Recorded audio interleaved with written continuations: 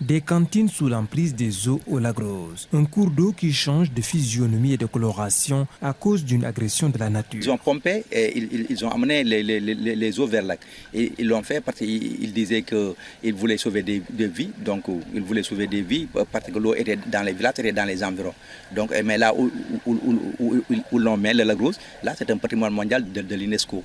C'est la coloration rose et l'exploitation du sel qui faisait courir les touristes du monde entier. Donc le lac a un certain niveau d'eau, vous ne pouvez plus avoir de coloration rose ni d'exploitation du sel. Khadi Trarza fait partie des impactés du débordement du lac Rose. Elle s'est débrouillée pour récupérer l'espace qui a été envahi par les eaux.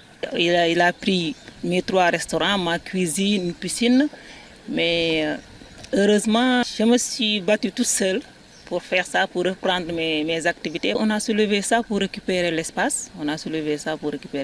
Avec notre propre moyen. En dehors du tourisme, le lac Rose est aussi connu comme un site important d'extraction du sel. Les récoltes étaient importantes avant le remplissage du lac. Contrairement aux autres zones qui ne travaillent pas durant l'hivernage, au lac Rose, on observait un repos biologique qui s'observait à partir du mois d'octobre jusqu'au mois de mai. Et à partir du mois de mai jusqu'au mois de septembre, c'était la campagne. Pendant cette période, on récoltait jusqu'à 60 000 tonnes de sel. Donc ces 60 000 tonnes de sel sont destinées à la consommation locale, mais aussi à l'exportation vers les pays de la sous-région. Le réchauffement climatique et la sécheresse des années 70 ont fortement contribué à la découverte du lac Rose comme site de production de sel.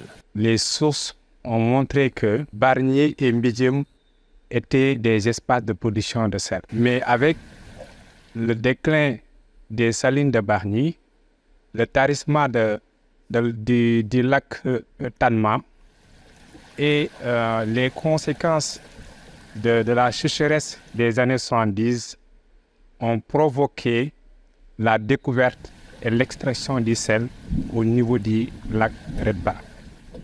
De nos jours, incontestablement, le lac fait partie parmi les plus grands sites de production de sel en Afrique de l'Ouest.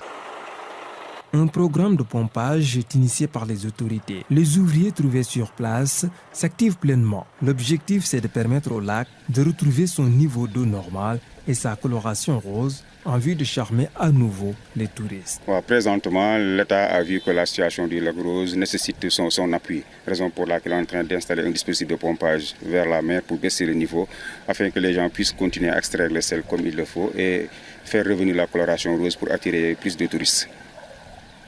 Malgré les difficultés notées à cause de l'envahissement du site par les eaux pluviales, l'activité principale d'extraction du sel se poursuit. Ici au lac Rose, au Sénégal, Ousmane Mangane et Momouroudia, c'est GTN français.